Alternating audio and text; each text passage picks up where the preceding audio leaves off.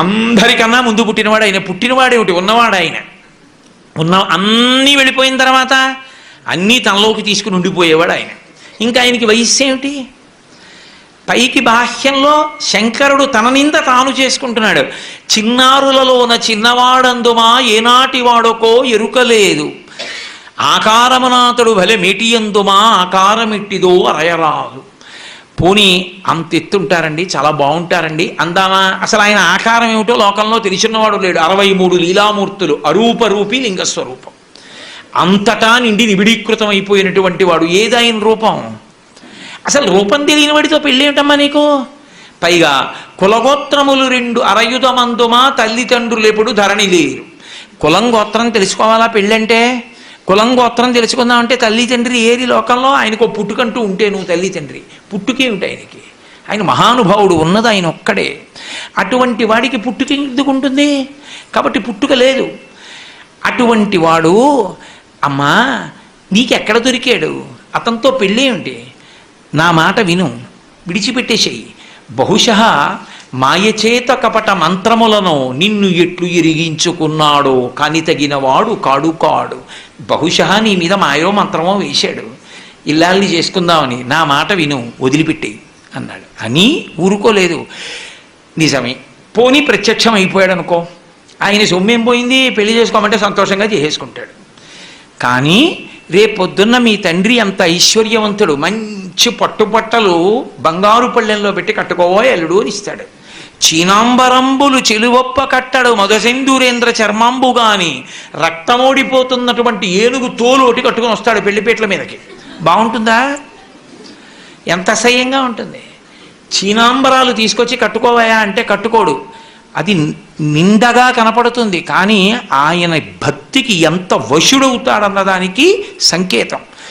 అంత ఉద్ధతి చేసి కాశీపట్టణంలో అల్లరి చేసినటువంటి గజాసురుణ్ణి త్రిశూలం మీద పక్కన పెట్టి ఆయన తపస్సు చేసుకుంటుండగా సామగాన మంత్రాల చేత పరమశివుణ్ణి స్తోత్రం చేస్తే పరవశించినటువంటి పరమశివుడు ఆయన కోరికని తీర్చడానికి వెంటనే ప్రసన్నుడై, నువ్వు నా తోలు ఒలిచి ఎప్పుడూ కట్టుకుని ఉండాలి, కృత్తివాసేశ్వరుడు అన్న పేరుతో కాశీపట్టణంలో శివలింగంగా ఉండాలి, ఈ తోలు వాసన రాకూడదు, దుర్గంధం ఉండకూడదు అంటే దుర్గంధం లేని తోలుగా మార్చి నెత్తురోడుతూ అప్పుడే నవనవలాడుతున్న ఏనుగు తోలుగా కట్టుకుంటుంటాడు. బాహ్యం, ఆంతరం ఏనుగు, గజము, జగము. కొంచెం అక్షరాలు అటు ఇటు చేయండి. జగ జాయతే గచ్చతే ఇది జగత్, వచ్చి వెళ్ళిపోయేది మాయ. మాయని నేను లొంగదీయగలను, తోలు తీసి కట్టుకోగలను, మాయని నియంత్రించగలను, వహించగలను, నియంత్రించగలను, నియమించగలనని చెప్పగలిగినటువంటి పరాత్పరుడు ఆయనని చెప్పడానికి గుర్తు ఏనుగు తోలు కట్టుకోవడం తప్ప నాకున్నన్ని పంచెలు కూడా ఆయనకి లేక ఏనుగు తోలు కట్టుకున్నవాడు కాడు ఆయన. కాబట్టి చీనాంబరంబులు చెలువొప్ప కట్టడు మదసింధూరేంద్ర చర్మంబుగాని, రత్న కంకణములు రమణుడై తొడగడు పనిలోకరాజ కంకణము కాని. అమ్మారే పొద్దున మీ ఇద్దరికీ పెళ్ళయిందనుకో, మీ నాన్నగారు రత్న కంకణాలు పట్టుకొచ్చి వేసుకోవాలి అంటే వేసుకోడు. శంకరాచార్యులు వారు చెప్పారు, పార్వతీ పరమేశ్వరులు ఇద్దరూ కూర్చుని ఉంటే పరమశివుడు ఎంత గొప్పవాడో స్తోత్రం చేస్తోంది సరస్వతీదేవి. చేస్తుంటే ఎంతైనా ఇల్లాలు కదూ, బేలతనం. ముగ్ధాముహుర్విధగతి వదనే మురారే ప్రేమత్రపా ప్రణిహితాని గతాని అంటారు శంకర్లు. ముగ్ధ ఆమెకి సంతోషం భర్త గురించి చెప్తుంటే. మా ఆయన కదా అని ఎవ్వరూ చూడకుండా సభలో ఇలా పమిట కొంగు పక్క నుంచి ఆయన చేయి పట్టుకున్న కాసేపటికి అమ్మవారి కళ్ళల్లోంచి నవరసాలు చెప్పవలసి వచ్చింది శంకరాచార్యుల వారు. శివే శృంగారార్ధ్ర అన్న శ్లోకంలో అన్నీ చెప్పచ్చు, కానీ భయం చెప్పడం ఎలా కళ్ళల్లో? ఆదిశక్తి అయిన అమ్మవారు భయపడిందంటే అసహ్యంగా ఉంటుంది. ఎంత చమత్కారం చేశారంటే, శివుడి చెయ్యి ఇలా పట్టుకుంది ఆవిడ పమిట కొంగు చాట్ నుంచి. మా ఆయనే అని గొప్ప కొద్దీ ఏదో చల్లగా పాకుతున్నట్టు అనిపించింది. ఇలా చూసింది, ఆయన చేతి మీద పిల్లపాము ఒకటి ఈవిడి చేతి మీదకి ఎక్కుతోంది. అమ్మో అంది. హరాహిభ్యో భీత అన్నారమ్మా, నీ కళ్ళల్లో భయం అప్పుడు కనపడిందంట. కాబట్టి ఆయన ఒంటి నిండా పావులు వేసుకుంటాడు. ఒంటి నిండా పావులు వేసుకోవడం అన్న మాటకు అసలు అర్థం వేరు. ఆయన మృత్యుంజయుడు. లోకంలో అందరూ మృత్యువుకి భయపడతారు. మృత్యువుకి మృత్యువు పరమశివుడు ఒక్కడే. అందుకే వక్షస్థానమంతకస్య కఠినాపస్మార సంవర్ధనం బుభృత్పర్యటనం నమచ్చురచిర కోటీర సంఘర్షణం కర్మేదం మృదులస్య తావకపదద్వంద్వస్య గౌరీపతే మచ్చేతో మణిపాదుకా విహరణం శంభో సదాంగీకురు అంటారు శంకరులు శివానంద లహరిలో. అటువంటి పరమశివుడు మృత్యువులకు మృత్యు అని చెప్పడం, కాలమునకు కాలమని చెప్పడం, పాములను మెడలో వేసుకోవడం. అందుకని అమ్మాయిన పావులు వేసుకుంటాడమ్మా. రేపు పొద్దున రత్న కంకణాలు పెట్టుకోమంటే పెట్టుకోడు. చందన గంధంబు జానడై పూయడు మద పంచ బాణ భస్మంబు కాని. రేపు పొద్దున్న మీ నాన్నగారు అంగరాగాలు తెచ్చి, అంగరాగాలంటే ఏదో పౌడర్ డబ్బా తెచ్చి అక్కడ పెట్టి రాసుకోవాయి, సువాసన వస్తుందంటే రాసుకోడు. గబగబా వెళ్ళి ఇంతకు ముందు తన 3వ కంటి మంటతో కాల్చేసిన మన్మధుడి భస్మ తీసి ఒంటికి రాసుకుంటాడు. బాగుంటుందా? ఏమిటమ్మా ఆయనతో పెళ్ళి ఏమిటమ్మా అంటే కోరికలు లేనివాడు. కోరికలు లేనివాడు అన్న మాటకు అర్థం ఏమిటో తెలుసా? కోరిక పుట్టనివాడు కాడు. కోరిక పుట్టడానికి అసలు తనది అన్నది లేకపోతే ఓ కోరిక. తానన్నీ అయిపోయిన వాడికి కోరిక ఏమిటి? నాకు ఒకటి లేదనుకోండి, అది పొందాలని కోరిక. అసలు నాది కానిది, నేను లేనిది ఒకటి లేకుండా పోయిందనుకోండి, నేను పూర్ణుడనైపోతే ఇక నా కోరిక ఎందుకు ఉంటుంది? అది శివతత్వం. కాబట్టి ఆయన రేపు పొద్దున్న ఆ మన్మధుడి భస్మ పూసుకుంటాడమ్మా. పువ్వుల దండడు జానడై తురమడు వెలయింతలేని రే వెలుగు కాని. చక్కగా పూలదండ మెడలో ఉంచుకోవాలి, గొంగళీ పురుగు లేనిదైతే. కానీ ఆ పూలదండ వేసుకోడు. నాకుండలి నామకుటి నాస్రగ్వి నల్పభోగవాన్న హస్తాభరణో నాపి విద్యతే నాప్యనాత్మవాన్ అని రామాయణం బాలకాండ. చేతికి ఆభరణం లేకుండా, మెళ్ళో పూలదండ లేకుండా పురుషుడు ఉండకూడదని. అసలు నిజానికి సంప్రదాయం అది. నాస్రగ్వి దండ లేకుండా పురుషుడు ఉండకూడదు అని. కానీ పరమశివుడికి దండ వేశారనుకోండి, నాకెందుకు ఇవన్నీ అని ₹1 పెట్టి ఖర్చు లేని రాత్రిపూట వెలిగే చంద్రుడిని తెచ్చి పైన పెట్టుకుంటాడు. ఎలా ఉంటుంది ఏమిటి? ఇక్కడ వెలుగుతూ చంద్రవంకి ఇలా ఉంటే ఏం బాగుంటుందమ్మా? ఏమిటి ఆయనతో నీకు పెళ్ళి ఏమిటి? ఇవన్నీ అలా ఉంచు. ఇవన్నీ ఇంటనుండనొల్లడు ఉలుకులలో కాని ఎనయ సింహం ఎక్కడెద్దు కాని చెలువా చెప్ప సిగ్గయ్యేడిది వెర్రి అనగా శివుడే ఎప్పుడు వినవే చెప్పుమా అన్నాడు. నాకు చెప్పడానికి సిగ్గుగా ఉందో విషయం. ప్రపంచంలో వెర్రాడు ఎవరైనా ఉంటే శివుడోడే. నేనలేదు, బ్రహ్మచారి అంటూ ఒక మాట అన్నాడు. ఇంటనుండనొల్లడు ఉలుకులలో కాని. రేపు పొద్దున్న పెళ్ళయిందనుకో గృహప్రవేశం చేయించాలి అత్తవారింట్లో. ఎక్కడికి తీసుకెడతారో తెలుసా? శ్మశానానికి తీసుకెడతారు. అక్కడ మీ కాపరం ఉంటావా? ఏమిటమ్మా ఆయనతో పెళ్ళి? ఆవిడే అడిగింది పార్వతీదేవి, ఏమండి కైలాస పర్వతం మీద ఉంటాం, అఖిలాండ కోటి బ్రహ్మాండ నాయకుడు మీరు, ఎందుకంటే ఆ శ్మశానంలో ఉంటుంటారు? కొంతమంది పని కట్టుకుని అదే పనిగా శివుడు శ్మశానవాసి అని అక్కర్లేని ప్రచారాలు అన్నీ మొదలెడుతున్నారు కదా, ఎందుకండి ఆ శ్మశానంలో ఉంటారని అడిగింది. అడిగితే ఆనాడు మహాభారతం అనుశాసనిక పర్వంలో చెప్పాడు, పార్వతి నేనేం ఉత్తినే చేతకాని వాడనై ఉండలేదు.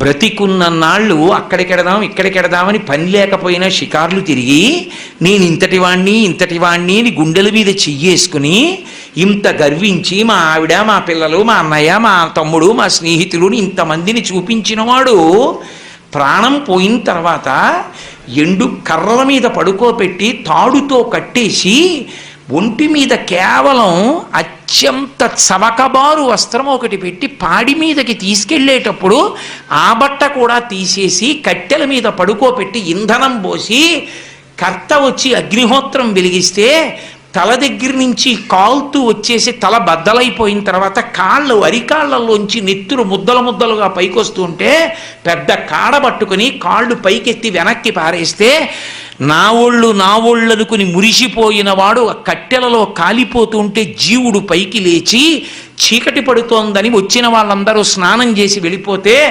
ఒక్కడే ఉండిపోయానని బెంగ పెట్టుకుని ఏడుస్తుంటే నేనున్నానని ఓదార్చడానికి ఉన్నాను.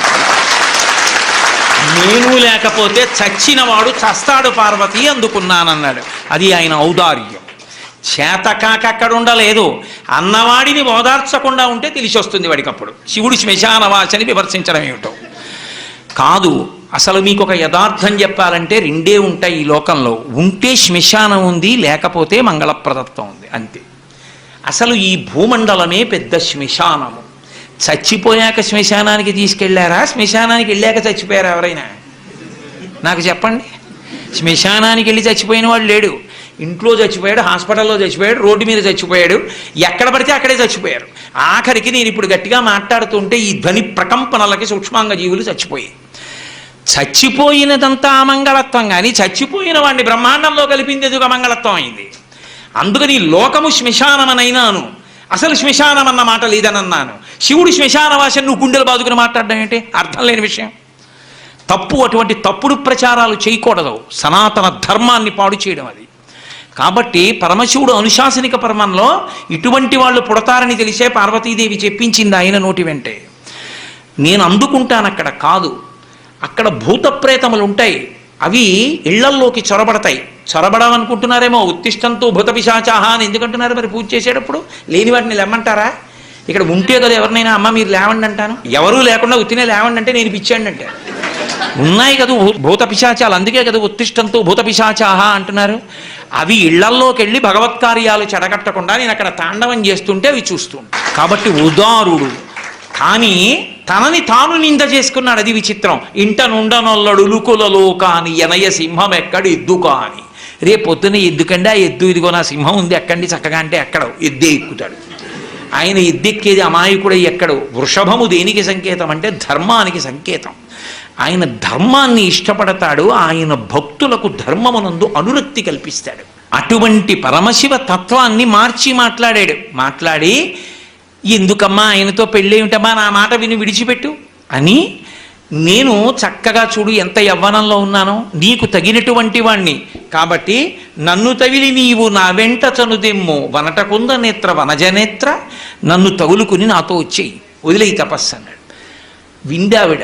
వీడట బ్రహ్మచారియట, వీనుల పెట్టక రాని మాటలే ఆడుచునున్నవాడు, నమశివాయయుండు ఆడగరాదు. వీని కపటాత్ముని వీపున వేసి ద్రొబ్బుడని ఉగ్రత పల్కిన కాంతలందరున్. వీడు ఇష్టం వచ్చినట్టు మాట్లాడుతున్నాడు, శివనింద చేస్తున్నాడు. ఎవరో నమశివాయ అన్న మాట తప్ప అనకూడదు, వినకూడదు. కాబట్టి వీడిని వీపు మీద 4 వేయండి, పండ్లు ఉడగ వేసి ద్రొబ్బుడని, పళ్ళు ఊడిపెట్టు కొట్టి లాగలబారైంది అనేటప్పటికీ చిలికెత్తెలందరూ వచ్చారు. అప్పుడు పరమశివుడు సాక్షాత్కరించాడు. మహాతల్లి స్తోత్రం చేసింది, పూజించింది. నిన్ను నా ఇల్లాల్ని చేసుకుంటున్నాను. ఇల్లాల్ని చేసుకోవడం ఏమిటి? ఆవిడ ఎప్పుడు ఇల్లాలి. దా వృషభవాహనాన్ని అధిరోహించు, కైలాసానికి వెళ్ళిపోదాం అన్నాడు. నేను ఆనందావిడ. అదేమన్నాడు? దక్ష ప్రజాపతి కూతురుగా వచ్చినప్పుడు అలాగే వచ్చాను, ఇప్పుడు అలా రాను. పార్వతీ కళ్యాణంలో కన్యావరుని చేసి నువ్వు మా నాన్నగారి ఇంటికి దూతల్ని పంపి నన్ను నీ భార్యగా చేసుకో. ఆడపిల్ల ఉన్నవాడు ఫోటో జాతకం పట్టుకు తిరగకూడదు, మగపిల్లాడు ఉన్నవాడు తిరగాలి. మా అబ్బాయికి తగిన అమ్మాయి ఎక్కడుందండి అని. అసలు మీరు కళ్యాణ ప్రకరణంలో, వివాహ ప్రకరణంలో మగపిల్లవాడు తండ్రి తిరుగుతాడు, అంతేకాని ఆడపిల్ల తండ్రి తిరగడు. కలియుగం అన్నీ తిరగబడిపోయి. కాబట్టి నువ్వు దూతల్ని పంపు అంది. సరే అలాగే పంపుతానన్నాడు. సప్తర్షుల్ని పిలిచాడు, అరుంధతీదేవిని పిలిచాడు. మీరు వెళ్ళండి, పార్వతీదేవి యొక్క క్షేమవార్తని కనుక్కోండి, నాకు తగిన ఇల్లాలు అని చెప్పి ఆవిడ్ని నా భార్యని చెయ్యండి అని చెప్పి అందరికీ చెప్పి అరుంధతీదేవిని మాత్రం ఒక్కదాన్ని పిలిచి ఒక మాట అన్నాడు. ఈ లోకంలో ఒక పెద్ద పోకడొకటి ఉంది. అరుంధతి వనిత కూతుల పిండ్లి చేయునెడలన్ వాచాలకుల్ తల్లులేయని లోకంబులు పల్కుగా ఉన్న సతీని వద్రీచు ఇల్లాలితో వనరన్ కన్యకుకున్ వరండుతగు ఎలా విచారింపగాయని కార్యంబు ఘటింపగా పలుకు మీ అంబోజ పత్రేక్షణ. ఈ లోకంలో ఒక దిక్కుమాలిన అలవాటు ఉంది. ఆడపిల్లని ఇచ్చేటటువంటి తల్లిదండ్రుల్లో తల్లి ఉందే, ముందు పెళ్ళి కుదరగానే సంతోషిస్తుంది. అబ్బా మన అదృష్టం అన్నట్టు. ఇంకా తర్వాత ఏమండి వాళ్ళు అది పెట్టద్దు, ఇది పెట్టద్దు, ఆ పిల్లాడు ఏమిటండి, వాళ్ళ నాన్నగారు ఏమిటండి, వాళ్ళ అమ్మ ఏమిటండి అని వాచాలకులు తల్లులే, ఆడపిల్లల తల్లులే అక్కర్లేని కూడా వాళ్ళన్నీ తెస్తారు. నేను క్షమింపబడేదను కాక. వాచాలకులు తల్లులే అని లోకంబులు పలుకు కావున. శివుడు తన మీద పెట్టలేదు, లోకంబులు పలుకుతుంటాయి. అందుకని నీ వద్రీషు ఇల్లాలితో, మేనకాదేవి దగ్గర జాగ్రత్త సుమా. ఆయనకి ఏముంది, ఎంత ఉంది ఇన్ని అడుగుతుంది. ఆయన తగినవాడేనమ్మా అని చెప్పి పెళ్లి కుదుర్చు తల్లి, ఆ పిల్ల నాకు దక్కేట్టుగా చూడు అని బతిమాలుకుని పంపించాడు. కాబట్టి వాళ్ళని పంపించాడు. వాళ్ళు చూశారు, వెనక్కి వచ్చారు. మేనకాదేవి ఒప్పుకుంది, హిమవంతుడు ఒప్పుకున్నాడు. అంతా పూర్తి. నీలాహిమేని కంటెను నీలానుల కంటే ఇంద్ర నీలము కంటెన్ నీల రుచి పోలు నంబుక నీలాలకలేమి చెప్ప నీలగ్రీవా అన్నారు. చాలా అందమైందయా, నీకు తగిన ఇల్లాలన్నారు. సంతోషించారు. అన్నీ పూర్తయిపోయిన తర్వాత దేవతలు వచ్చారు. వచ్చి శివ ఒక చిన్న విజ్ఞాపన అన్నారు. ఏమి చెప్పండి అన్నాడు. అయ్యా మీరు కానీ పార్వతీదేవిని కళ్యాణం చేసుకుంటే త్రికరణ శుద్ధిగా మేనకా హిమవంతులు కన్యాదానం చేసేస్తే ఇక వాళ్ళకి రూపం ఉండదు, మోక్షం వచ్చి మీలో కలిసిపోతారు. హిమాలయ పర్వత ప్రాంతములు లేకపోతే తపోభూములు ఉండవు, ఎవరు తపస్సు చేసుకోవడానికి అనువైన భూమి ఉండదు. అందుకని వాళ్ళకి త్రికరణ శుద్ధి లేకుండా కన్యాదానం చేసేటట్టు మీ పెళ్లి మీరు పాడు చేసుకోండి అన్నారు. లోక కళ్యాణం అంటే లోకం కోసం ఔదార్యం అంటే పరమశివుడు. తప్పకుండా వాళ్ళు త్రికరణ శుద్ధి లేని కన్యాదానం చేసేటట్టు నేను చేసుకుంటాను. పరమశివుడి పక్కన రాని వాళ్ళెవరు? బ్రహ్మగారు, విష్ణువు, లక్ష్మీదేవి, సరస్వతీదేవి, ఋషులు, ప్రమదగణాలు, దేవతలు అందరూ పరమశివుడి పనుపున బయలుదేరారు, భక్తకోటి అంతాను. హిమవంతుడు ఆయన చుట్టాలకు ఆయన వేశాడు. ఆయన చుట్టాలు ఎవరుంటారు? అరుణాచలం, వెంకటాచలం, అంజనాద్రి, నీలాద్రి, గరుడాద్రి, వీళ్ళకి వేస్తూ పుత్రమిత్ర సపరివారముగా రమ్మని వేశాడు. పర్వతాలకి కూతుళ్ళు ఎవరు? నదులు. నదులకి భర్తలు ఎవరు? సముద్రాలు. అందుకని అల్లుళ్ళు. కాబట్టి సముద్రాలు, నదులు, క్రూరమృగాలు, సాధుమృగాలు, పర్వతాలు, పర్వతాల మీద ఉండే చెట్లు, చామలు, శలయేళ్ళు, ఇన్ని బయలుదేరాయి. ఇవన్నీ హిమాలయాలకు వెళ్ళిపోయాయి. పరమశివుడు పనుపున అందరూ హిమాలయాలకు వెళ్ళిపోయారు. వెళ్ళిపోయిన తర్వాత పెళ్లికి తెల్లవారుదామున బయలుదేరింది ఊరేగింపు. ఎక్కడి నుంచి? కైలాస పర్వతం దగ్గర నుంచి వస్తున్నారు. గవాక్షంలో నిలబడింది మేనకాదేవి నారదుడితో కలిసి. ఒక్కొక్కళ్ళు వస్తున్నారు. అబ్బా వెలిగిపోతున్నాడు, ఆయనేనా మా అల్లుడంది. కాదమ్మా, సూర్యుడు దిక్పాలకుల్లో ఒకడు. ఆ వెనక వస్తున్నాడు. ఎవరో బాబాయ్ నల్లగా ఉన్నాడు దున్నపోత మీద, ఆయన ఎవరా? మీ అల్లుడు కాదు, బెంగపెట్టుకోకు, యమధర్మరాజు గారు. ఆ వెనకాతలు అబ్బా చల్లగా ఎంత బాగున్నాడో, ఎవరు? చంద్రుడు, మీ అల్లుడు కాడు. ఈయనెవరోనయ్యో చాలా అందంగా ఉన్నాడు, ఎర్రగా ఉన్నాడు, కాంతులీనుతున్నాడు, బ్రహ్మగారు. మీ అల్లుడి దగ్గర పురోహితుడు, మా పెళ్లి చేయడానికి వచ్చే బ్రహ్మగారు ఆయన మీ అల్లుడు కాదు. ఓ అలాగా, ఇతనెవరో నీలమేఘశ్యాముడు, చాలా అందంగా ఉన్నాడు, శాంతాకారం, భుజగచైనం, పద్మనాభం, సురేశం. అమ్మ ఆయనకి మీ అల్లుడికి భేదం చెప్పకూడదు, కానీ ప్రస్తుత మీ అల్లుడు కాడు. ఆయన వెళ్ళిపోయాడు. ప్రదోష వేళ అయిపోయింది, రాడు. వెడుతూనే ఉంది ఊరేగింపు. వస్తున్నారు మగపెళ్లివారు. అలా ఆఖరికి ఒక ఆయన వచ్చాడు. చుట్టూ భూతప్రేత పిశాచాలు ఉన్నాయి, ప్రమదగణాలు ఉన్నాయి, మధ్యలో దిగంబరంగా తాండవం చేస్తూ వస్తున్నాడు. అడగలేదు మేనకాదేవి ఆయన అల్లుడా అని. నారదుడే చెప్పాడు, ఆయనే మీ అల్లుడమ్మా అని మెట్లు దిగి వెళ్ళిపోయాడు. ఇక నేను కల్పించాను అనుకుంటున్నారేమో మీరు. శివమహాపురాణంలోంచి అన్వయం నేను ఎన్నో గ్రంథాలని కలిపి చెప్తున్నాను. ఇది చెప్పాడు కుమార సంభవం, వీరభద్ర విజయం, దేంటి పార్వతీ కళ్యాణం, స్కాంద పురాణం, తర్వాత ఇప్పుడు చెప్పేటటువంటిది శివమహాపురాణం. ఇన్నిటిలోంచి కలుపుతున్నాను. అందుకని మీకు ఒక చోట దొరికేది కాదు, ఇన్ని పురాణాల్లోంచి కలిపి విహంగ వీక్షణంగా మాట్లాడుతున్నా పార్వతీ కళ్యాణం గురించి. ఆ నారదుడు గబగబా మెట్లు దిగి వెళ్ళిపోయాడు.